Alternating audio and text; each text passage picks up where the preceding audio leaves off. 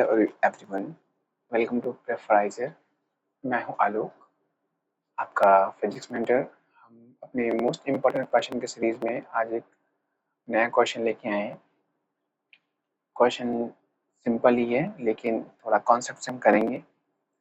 ऐसे क्वेश्चन अक्सर पूछे जाते हैं कि ये हमारा कैपेसिटेंस रिलेटेड क्वेश्चन है, और ऐसे क्वेश्चंस हमें देखने को मिलते हैं एग्जाम्स में। तो क्वेश्चन क्या कह रहा है, देखते हैं। बहुत ही सिंपल क्वेश्चन है। There are two charged plates shown in the figure having charge plus q and minus q।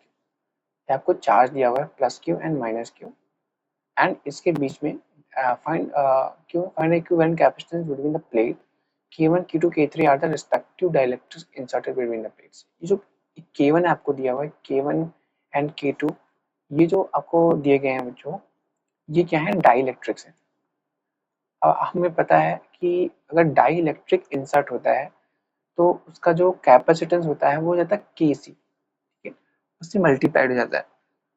ठीक है, ये तो एक कॉन्सेप्ट हो गया। हम सब कुछ सीखेंगे। हम पहले इस क्वेश्चन में देखते हैं कि इसको कैसे अप्रोच करना है। तो हमें एक बेसिक चीज ये पता होनी चाहिए कि कैपेसिटेंस जब भी सीरीज में होते हैं तो हम उनको कैसे डील करते हैं, और कैपेसिटेंस जब पैरेलल में होते हैं तो हम उनको कैसे डील करते हैं। ठीक है, ये चीजें हमको पता होनी चाहिए, और आई होप कि आपको ये चीज़ें पता होंगी। यहाँ पे हम क्या करते हैं, यहाँ पे हम 1/c equivalent is equal to 1/c1 plus 1/c2 करते हैं, और पैरेलल में हम c equivalent is equal to c1 plus c2 करते हैं। ठीक है, तो मैं ये उम्मीद करता हूँ कि ये चीज़ आपको पता होंगी। अगर नहीं पता है तो सिंपल चीज़ें जान लीजिए। Now coming to the question again. अब आप देखिए कि अगर ये आपकी प्लेट है, ठीक है, if this is your plate, this is your plate, और ये आपकी प्लेट है, तो इसके बीच में अगर आप देखो, ये देखो, this is the plate given, है ना, ये आपकी प्लेट दी गई है। अब इसके बीच में देखो, जो ये K3 है, K3 तो यहाँ से यहाँ तक है, ये, और ये, हाँ, ये डिस्टेंस ध्यान रखना, ये डिस्टेंस डी है। Okay, this distance is D, this distance is between the plates. Okay, हाँ, तो अब ये क्या है, और ये ए जो है प्लेट का एरिया है। तो होता क्या है कि देखो, यहाँ से यहाँ तक अगर देखा जाए तो K3 जो है पूरा कनेक्टेड है। ठीक है, तो मतलब अगर आप इसको बोलो, इसको C1 बोल दो, इसको C2 बोल दो, और इसको C3 बोल दो, तो हम ये कह सकते हैं कि C1 and C2 are in. अगर आप इधर से यहाँ पे एक बैटरी अज्यूम कर लो, यहाँ पे अगर आप यहाँ से एक बैटरी को अज्यूम कर लो ऐसे, तो आप क्या देखोगे? आप ये देखोगे कि C1 एंड C2 सीरीज में है, आर इन सीरीज,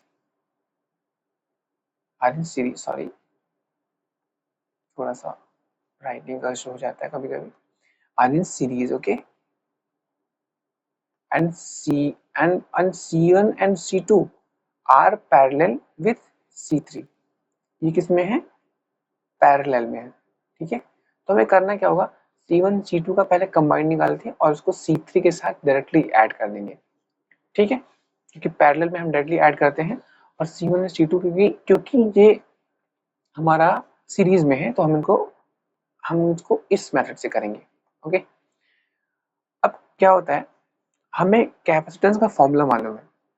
C हम क्या कैसे निकालते हैं, epsilon naught A by D. ठीक है, ये हमारा कैपेसिटेंस का फॉर्मूला होता है। किसी भी किसी का अगर हमें डायमेंशन दिया हुआ एरिया एंड हमें उसका डिस्टेंस दी गई होती है बिटवीन द प्लेट्स, और अगर हमारे पास डाइलेक्ट्रिक दिया हुआ है तो हम डाइलेक्ट्रिक से सिंपली मल्टीप्लाई कर देते हैं। Okay, so this is the basic concept. Now coming to the question. अब देखो यहाँ पे हमारे पास दिया क्या हुआ है, तो C1 अगर निकालेंगे हम, C1 में देखो ध्यान से, C1 में क्या है, अगर ये डिस्टेंस D है तो क्या ये डिस्टेंस तुम्हारी D/2 हो जाएगी।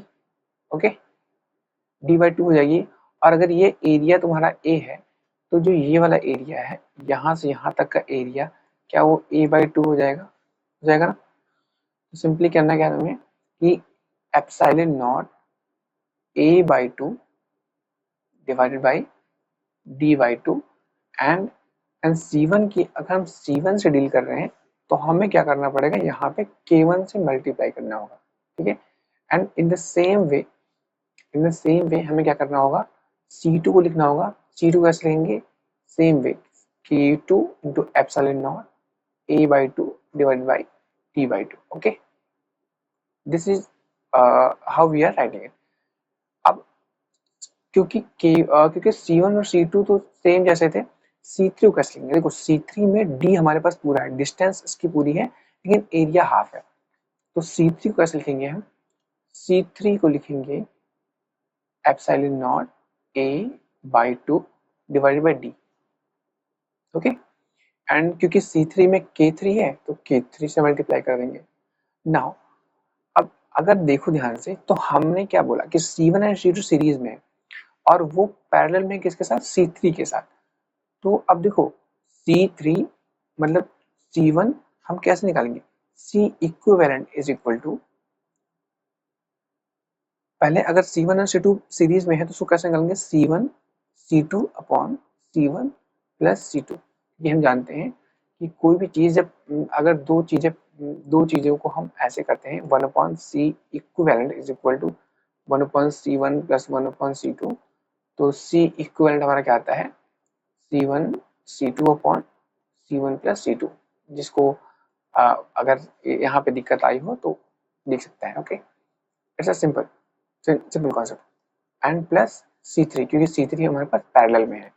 It's just reverse of resistance, जैसे रेजिस्टेंस हम सीरीज में डायरेक्टली जोड़ देते हैं, ऐसे ही पैरेलल में हम कैपेसिटेंस को डायरेक्टली जोड़ देते हैं। ओके, बस अब कुछ नहीं, क्वेश्चन है C इक्विवेलेंट हमें निकालना है। C इक्विवेलेंट निकालने के लिए क्या करना पड़ेगा,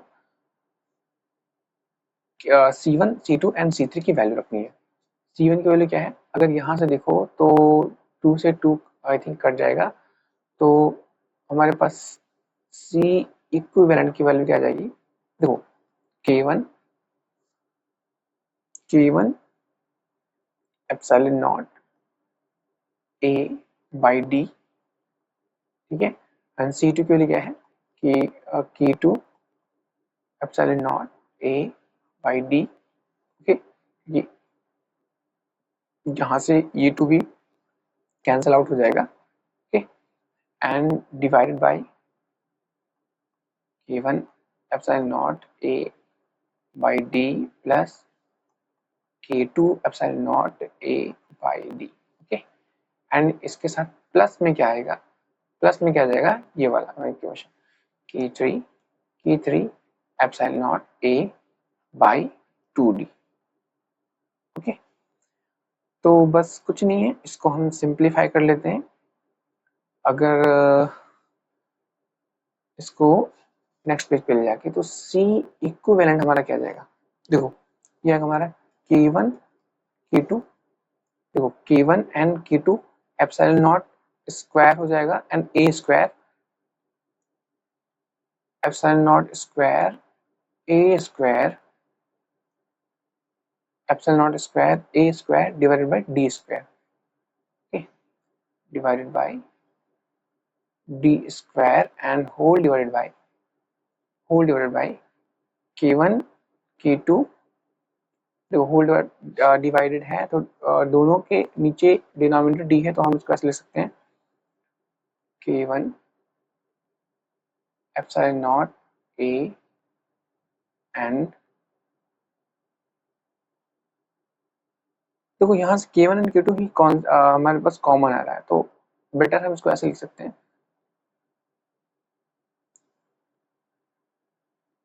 बस इसमें कुछ नहीं है, थोड़ा लिखने का वो है, बाकी क्वेश्चन आसान ही है।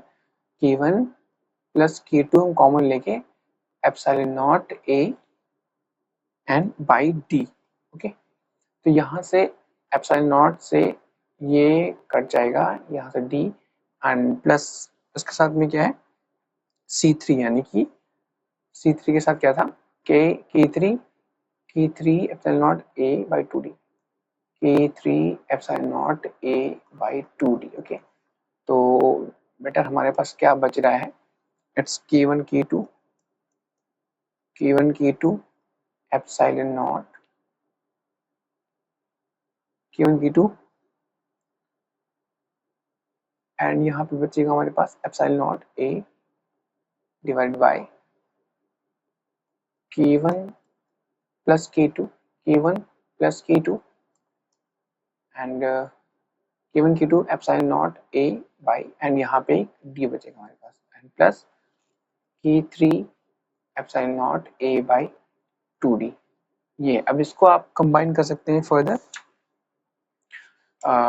जितना शॉर्ट करना चाहें। यहाँ से चाहो तो epsilon naught A by D को भी आप कॉमन ले सकते हो। Epsilon naught A by D क्या होता है? हमारा जनरल फॉर्मूला होता है कैपेसिटेंस का, ठीक है। तो ये आपका C इक्विवेलेंट आ जाएगा यहाँ से, सॉरी फॉर दैट। ठीक, ये यहाँ पे क्या आ जाएगा? C equivalent.